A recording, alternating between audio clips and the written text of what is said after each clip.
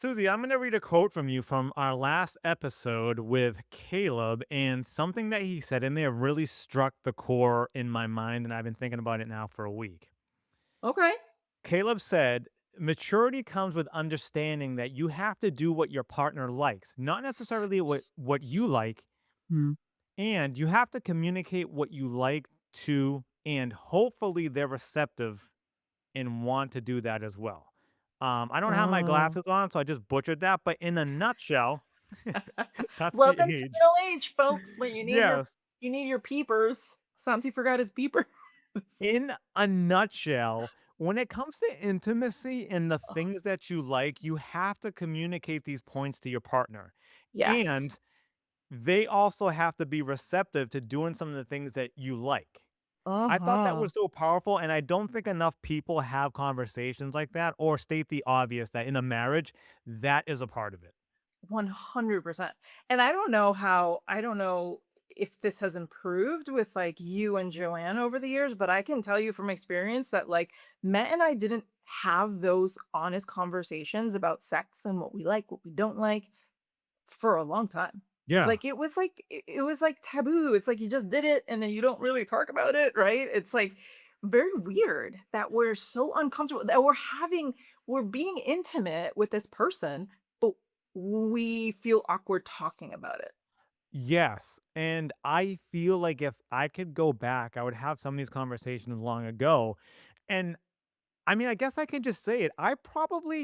Wasn't I probably wasn't great at sex for a long time because I didn't know what my wife wants. And I'm not saying that I'm good in general, but I feel like Mhm. you have to be good for a specific person. I don't think I Yes. was good because I didn't know how to do anything really when you think about it. And I really Sure. wish I could go back and have these conversations. Now, to your original question, has it gotten better? It's gotten better, but that's still not a comfortable space that my wife likes to be in. So Uh-huh. again, and I mentioned this in past episodes that I do find ways to get the answers that I want, but at the same time, I do feel like we are having these conversations. But this whole conversation, that quote from Caleb, has made me feel like I really need to find a way to really find out what it is that she likes, but and kind of circle back to these conversations. Yeah. Yeah, yeah. I mean, I think it's just so important, especially because as you get older, like you never want sex to become monotonous or, Yes. I mean, you mentioned before in a previous episode how scheduling sex works really well Mhm. for you guys and it's like that's been really great. Um but could you potentially fall into the trap of like, this like monotony that might get boring after a while, right? Like so I think man, I think there are there are little things that you can do, besides that by the way I've read over the years are great to enhance your Oh, your intimacy, and one of them, which Matt and I do, is we sleep naked. Apparently sleeping naked is like a big one. Like when you're going to bed, just don't work, and it makes it yeah. easier, right? It does make it easier. It doesn't mean you're always gonna have sex, but True. just I can't remember, like, the specifics of it, but Well, that's something that we, like, implemented when we read about that. even again, you don't always have to have sex, but there is something like there is intimacy building. There is a turn on building around the sleeping naked. And like maybe you Mhm. don't have sex for a couple days, but there is a build up to that. And there is something nice about, underneath the covers, you guys cuddling, but it's more skin to skin. Like there that does sound really nice. Now, Yep. I don't sleep naked. I usually sleep with like a pair of shorts on and from time to time I do. But when I do, I like it. I Yeah. really do. It's super comfy. It's super Yeah. comfy, and there's something like, when babies are born, don't they do the whole skin to skin thing, like, Yeah. at the hospital? Like, there's something about, like, pheromones and, touching the warm skin of your loved one, it's like a connection, and like I said, even if you don't have sex, but I can tell you that, like, sometimes we get into bed and, like, no intention of having sex, and we end up having sex. And then it Like, just happens. it just happens, and it happens, and it's a lovely little surprise, you know? Yeah. And it's Now, great.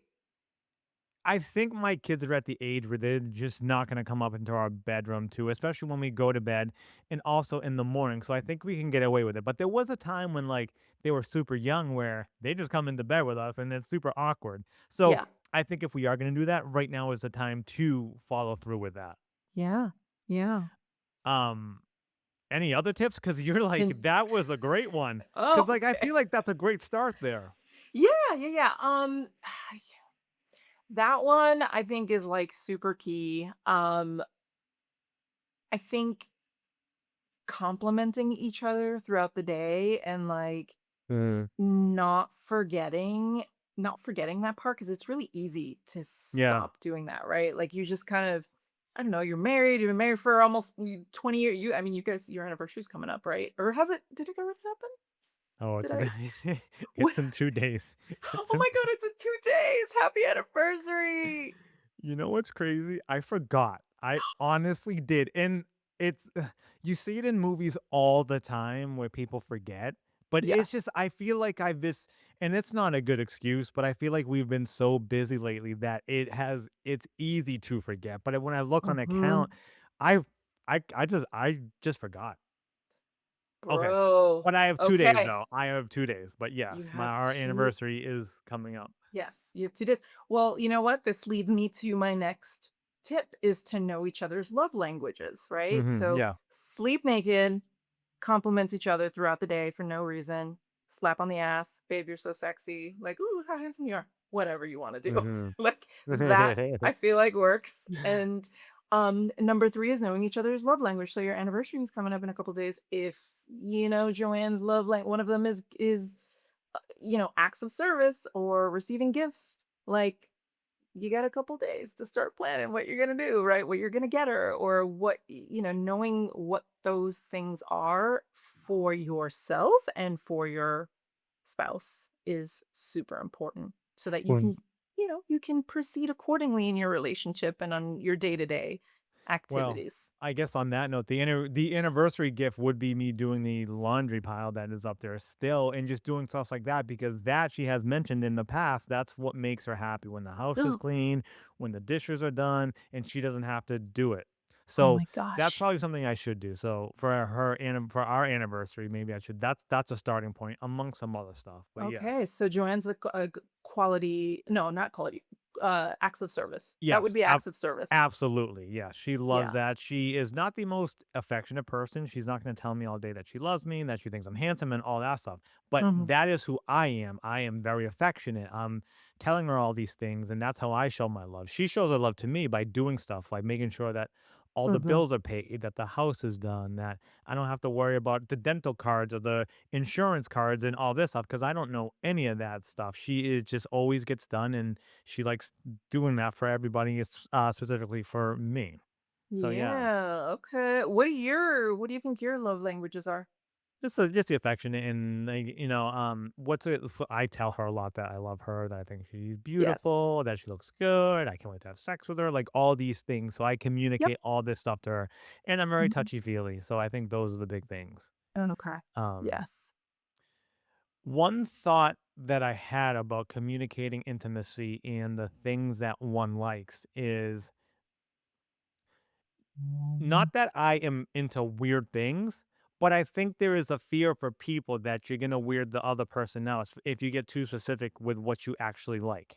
And I'm not really talking about like kinks or anything like that. I'm more so talking about like, hey, I like it when you do this, and there's a specific thing or another level of it that might Uh-huh. kind of like make the other person feel weird, or there's that fear that they might think that you're a sicko. Oh my gosh. I mean, I think that has to be, I mean, I guess, my whole thing with changing the thoughts that are going, so many thoughts went through my head.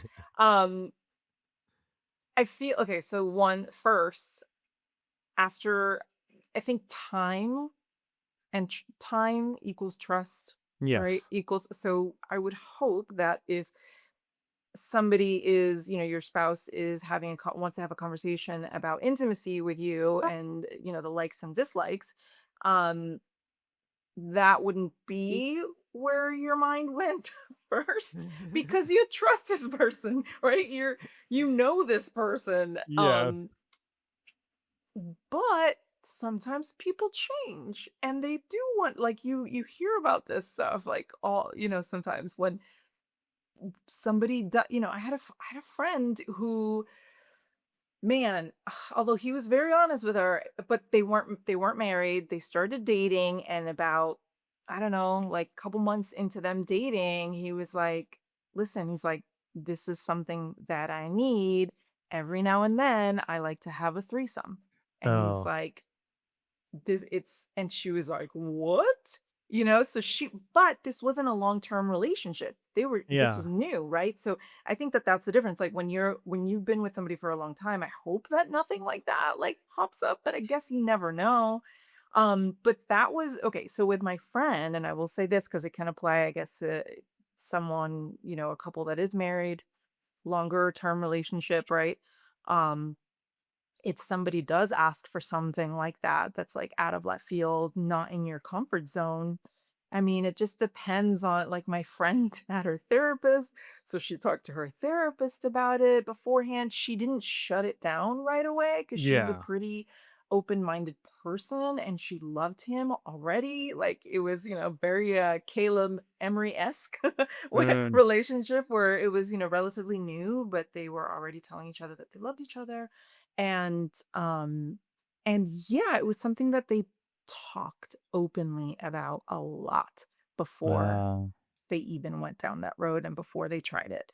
Um, it ended up not working out. Like, it was not a comfortable environment for her. It wasn't something, and she set ground rules, she chose the other woman and picked somebody that wasn't too she knew but wasn't too close to, Yeah. and knew that was also like open, like very open-minded, didn't live in the same city as them, like that she didn't want to have to like potentially like run into the person. So this was like months in the making, right? Of like Yeah. setting this date up.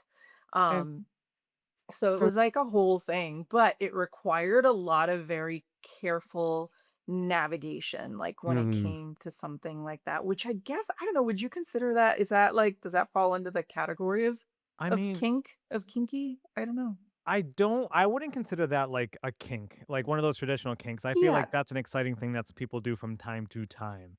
Yeah. So I wouldn't, but I do look at that as an extreme thing that somebody would want because like that could potentially ruin a marriage if you bring somebody into the bedroom. And I've always heard these stories about Mhm. people use like they keep pushing it. They keep wanting more and more and more. And then they consistently have this. And then somebody feels left out in the whole situation. Like it sounds fun and exciting at some point, but at some point, like it reaches a part where nobody wants that second person in the bedroom or the Uh-huh. partner starts falling in love with the other person. So it's a tough space. But even to that point, let's just say like that is what I want, which is not what I'm looking Something. for. But it's like that's such an extreme, and even how would you even go down that path to even come close to matching that? Like you can't meet in the middle of having a threesome because you either do it or you don't. So that one's a Right. very difficult one to kind of like give your partner a taste of, right? Yep. If Yeah. it's something between a Very husband and difficult, yeah. wife or just two people, you can kind of like meet in the middle. Like, listen, I won't go to that extreme, but I'll do a little bit of this. So I feel like the stuff that I'm talking about is probably easier, but the threesome is an extreme that like once you cross that line, it's just really tough to come back from. And then you start thinking Yes. about like, and I'm just putting myself in that perspective. Like me, like what if I start wanting it more often? Then my partner is gonna be like, hey, I only said it was 1 or 2 times or once a month. Now you're asking for it like once a week. That's a little like extreme. So I don't Yeah. know. So, Yeah. but I Yeah. don't. It I didn't work out. That relationship just didn't work out. Like, I think there was probably more, yeah, and yeah then that it opens up a can of worms. Like, I think if your partner asks for something that is like kind of, just not the norm for you, when you're more used, when you're used to being in a monogamous yeah. relationship like she was.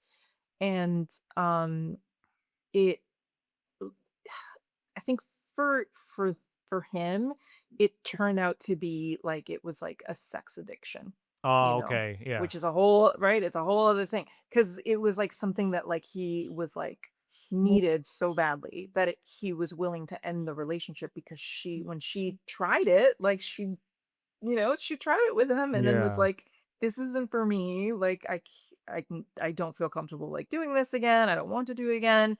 And he was like, "Well, this is something that I need in my life." So, Yeah. and It's that was like the beginning of the end when for them. when you start having these conversations, I think it opens up like this whole nother topic of I wonder how many people out there want all these things that they're afraid to ask their partner for. And I think when 50 Mhm. Shades of Grey came out, I feel like there was this influx of people exploring that world, or they were more open talking about, hey, that is a turn on for me. Where like that's kind of gone away. But I feel like when there's something in the news that opens up these conversations, I think you see that more people are into some like pushing the limits type of stuff versus playing Mm, it safe in traditional sex life, where I feel like, hey, if we could all be more open about it, maybe we could all get more of our wants and needs and yep. return that favor to your partner. But again, it's a tough conversation to have. Yeah, yeah, yeah, especially, it I'm sure there's, like, a level of embarrassment, right? If it's something that they've never asked of their partner before, there's probably a level that embarrassment. They're feeling "Oh my gosh, what if my partner rejects me?" Yeah. And it's like and it very quickly becomes, like, a taboo topic.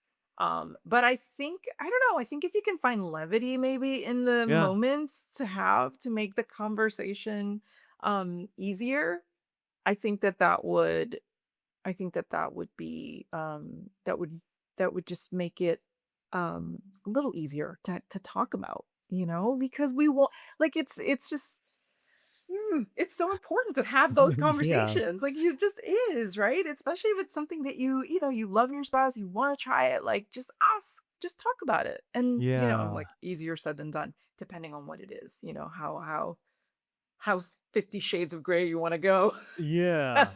You know what's funny? You said a word there, rejection. And I think that's what Mhm. it is. We don't want to feel that sense of rejection from our No. partner, even Yeah. though I don't really think there's anything that I've been rejected on in our 21 years of marriage. I don't think there is. I would honestly have to really think about it. But I'm also not asking for crazy things. Yeah. But it's the fear of rejection, even when you've been with somebody for so long, that like even talking about it, and I'm somebody who's very open and comfortable talking about anything, but in my mind right now I'm like, oh, would I ever like, what is it that I would want and how would I say it? And the thinking about the conversation, I find myself trying to ease into the conversation in my Yes. mind, not just Yes. come out like, hey, by the way, what if we tried this? Yeah.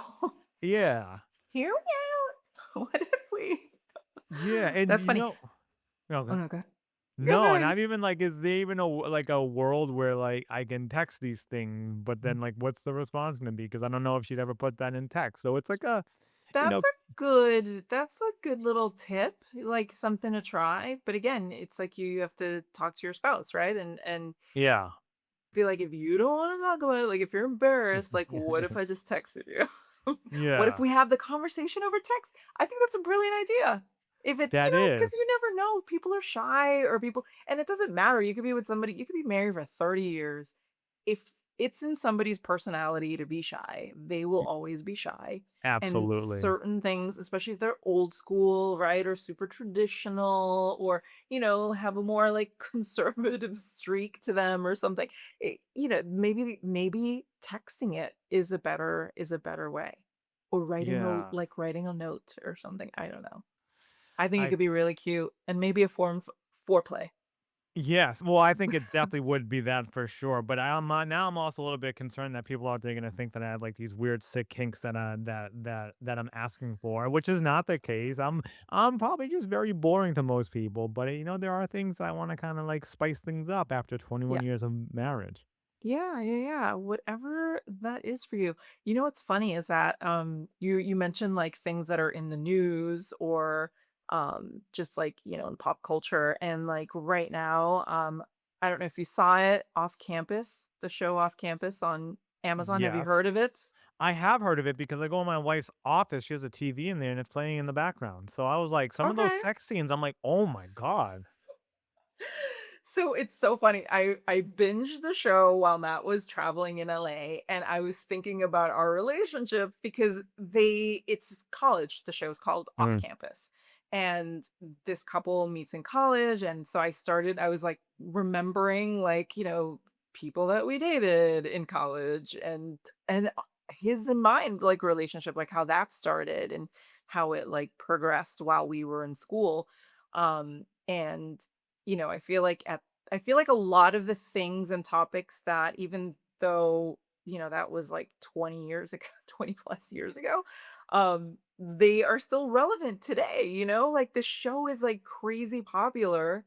And these are all the topics that they're talking about. Like it's stuff that we talked about when we were in college, some of the scenarios, same type of scenarios, and just, the whole feeling like you might not be good enough for this person and all those insecurities that you have when you're in Mm. like, late teens, early 20s, when you're figuring out who you are. And they say always when you like when you meet somebody for the first time, it's like you're not meeting their true self, you're meeting like a representative of Yes. them, which is true because we're trying to put our best foot forward, right? We're trying to impress this person. We're trying like all these things that happen when a new relationship is starting. And that um that show I feel like did that really well. You should watch it, Santi. I'm trying to get Matt to watch it, but it's not his cup of tea. He's Now, like, correct me no. if I'm wrong. It's what like like the guy plays hockey and stuff, and he falls for Yes. the yeah. No, it does look really good, but it's funny. It's exactly it. Thinking back to college, I really didn't know my wife, or she really didn't know me till years after. You're really putting in this perception of a person that you kind of want in front. You're trying to put the best elements of yourself like out there for them, which is not a bad thing. But man, when you start digging into it, that's when you get the goods of everybody. But it's Yeah. true, and especially in college too. Yes. Yeah. And at some point you just have to be vulnerable, and you have to Yes. just, right? Like you just have to do it and just put it out there, and maybe the person will reject you, maybe not. I mean, Matt and I broke up for like a month when we were in college, when we first started dating. And Why? it w- why did we break up? Um It was a long story, but there was like a little health scare in his family, and he Oh, okay. felt like, yeah, and he felt like, oh my gosh, I should be focused on that, not dating a girl. And then he also said that he had a lot of fear. Like he Mm, was 20 at the time. I was 21, 20. Yeah, we were like in our like I think he was 19 when we first started I dating, and I see. was 20, and I'm like 6 months older than Matt. And um, when things started to get serious, and we told each other we loved each other, how we felt about each other, and um, for him, he had never experienced that before. Like I was the first girl he loved, and thought he felt like he was too young to be in love I and see. for this person to be it. Yeah. And it was like that's what he said. He's like, I was scared. It was like a scary thing for me. Like when he started thinking about it, he's like, I'm so young. Like, how can this person be the person I'm going to spend the rest of my life with? Like, that was like unbelievable to him. And so he like broke up with me out of Mm. fear. But you guys got back together, so I guess there's I mean, and that's the positive, right? That me. Yeah. Yeah, we did eventually, and it took a lot of I will say it took a lot of vulnerability on my part because I was miserable. Like that was a terrible month for me. My friends were like, "What happened where, my roommates like Susie, is Susie going to be okay?" It was horrible. And of course, being on the same time, small campus, our Yeah. college, I mean, how many students were at Endicott at the time? Like 1100, 1200 Yeah, something students? like that, You yeah. saw everybody every day, right? Like the same people. And yeah, and it was just really hard. Like I would always see him. I saw him almost every day, even when we were broken up. So that was terrible. Um, and then he briefly like dated this girl that was in our dorm, like, Oh. yes, and that was terrible too. But, one day I was like, I'm just gonna tell him how I feel. And, like, I'm gonna let him know that I'm miserable. Like, I feel miserable, that I really miss him, that I still love him. The absence has been horrible, and I would like to get back together with him if he's open to it, you know? And it kind of took me, like, just kinda saying, "Screw it," like, have that "Just do it, Susie." Like, even though I was like, "He broke up with me," you know? Mm, And to put myself out there was, man, it was really hard, but it was something I was willing to do. I was willing to get rejected again, because then at least I would know for sure, yeah, right? yeah, Um, yeah. And it wasn't like when he broke up with me, it wasn't like a fight. It wasn't, it was I could see like the kind of despair in his face, like it was something he really needed to do.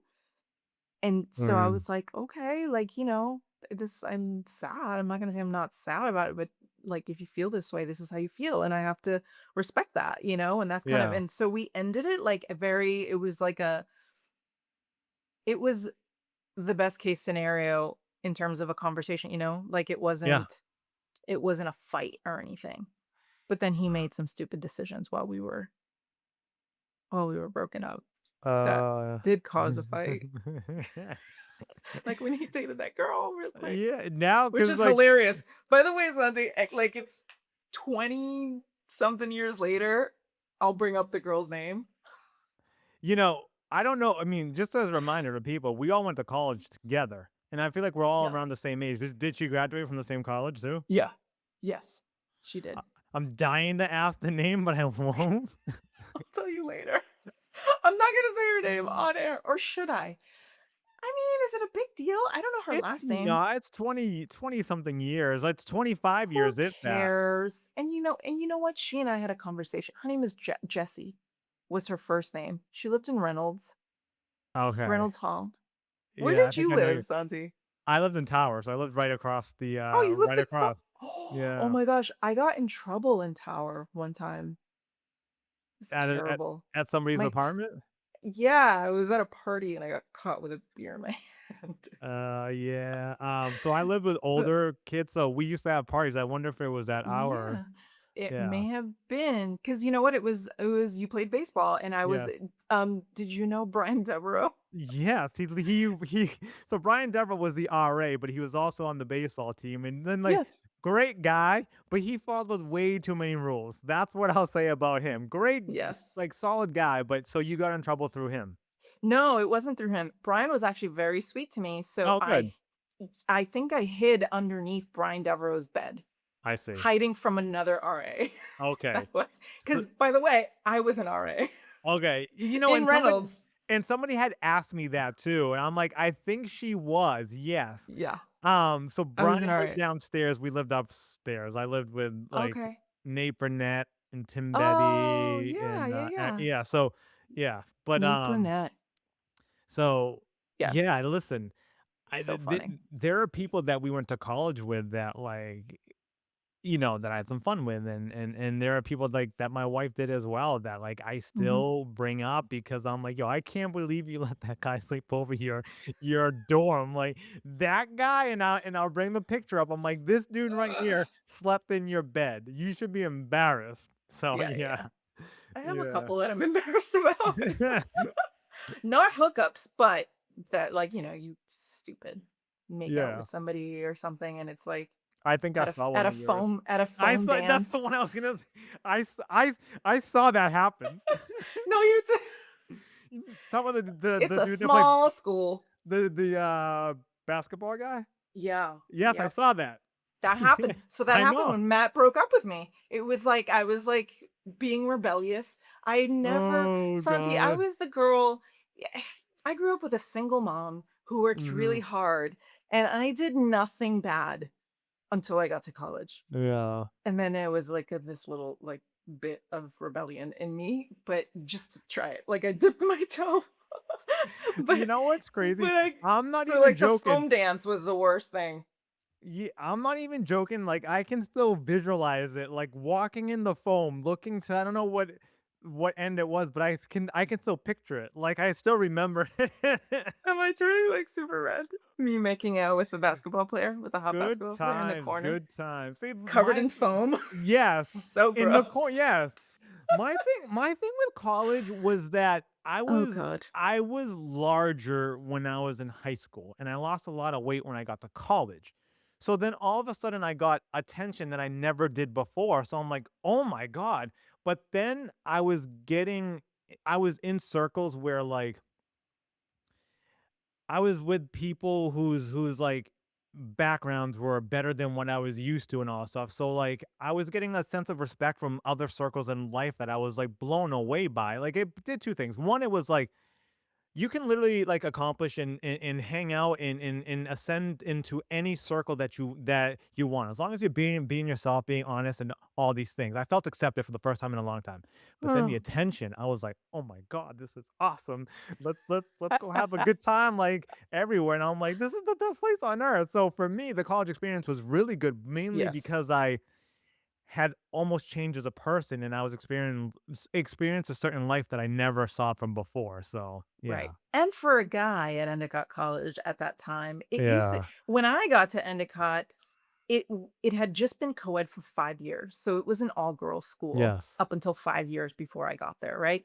And I think I think the ratio, like when we were there, when we were all there, the 4 of us, um, it was like 3 to 1. I think it was more So than that. It was 7-1. no, it wasn't. Was I it think that it much? was, yes. Okay. Yeah, but it was Yeah. crazy. It's like for every guy, there were 7 3 to girl 7 yeah. girls. And I need to add this part into it. There wasn't a diverse school. So if you had a Right. little tan to your skin, you stuck out. And for some people from like I Yep. experienced like from like northern parts of New England where they don't really see brown people, they're like, "Oh, what's that?" Oh You my know? So I goodness. was like, "Yeah." So I was like, "This is awesome. Like I love this You're like, place." "Hi. Yeah, my Yeah. name is Santi, and I'm a new shiny toy." Yeah. So yeah. That's So so funny. but I don't know. I mean, we just went down a rabbit hole, but We it sure was good. did. But it was fun though. But it was really fun. So, but I think like overall through this whole conversation, I learned I need to be vulnerable because even you talking about the breakup, it still goes back to being vulnerable. Whether it's that conversation or the conversation about intimacy. So my Yeah. goal this evening, maybe tomorrow, is to be vulnerable and get very specific with something that I'm looking for. Yeah. That's not a kink. I love that. Yes, I love that for you, Santi. Thank you. You know what too? There is nothing wrong with, sitting down with your partner and, like, having a list, like, goals, you know what I mean? Oh, A list of goals, and in there could be it could be a goal about intimacy, yeah. you know? It could be a goal about trying something new. It could be a goal about, I don't know, fill in the blank, whatever Yeah. that is, you know? I love the intentional sit down, Yes. with a notebook, and I know you like to journal. Yeah. Grab a journal, and, like, I love that, I think that, back in the day, I remember, Matt and I doing, oh my gosh, what did you call these things? Vision boards. We would Okay, do yeah. vision boards together, and we would hang them up in our office, and so it's just a different type of vision board. Like, Yes. just write things down. And if they pertain to intimacy, if that's something like where you want to see a change, like write that down too. Like, but again, it's like what I said it, and then you said it too. It's true. Like, you have to be open to the rejection, the Yeah. potential. It might be a no, but it's not gonna be grounds for divorce. You're just No. having a conversation, so be vulnerable with the knowledge of you're just being honest, you're coming from a place of love, for your spouse, but, at the same time, there is a level of vulnerability there because, again, the rejection aspect of it, like, that might be something that may be coming down that road for you if you bring it up. I don't think it's a huge ask, and it's not a kink, so I don't foresee a rejection in my future. I see Yeah. acceptance. Okay. I like it. Okay. I love that. Alright. Well, on that note, thank you, Yeah. Caleb Emery, for Yeah. for inspiring this our little mini episode here. I love that. Well, thank you all for watching and listening, and follow us on our socials. We're at Spouseology Pod everywhere, and leave us a review. And thank you so much for listening and watching our podcast. We love you guys.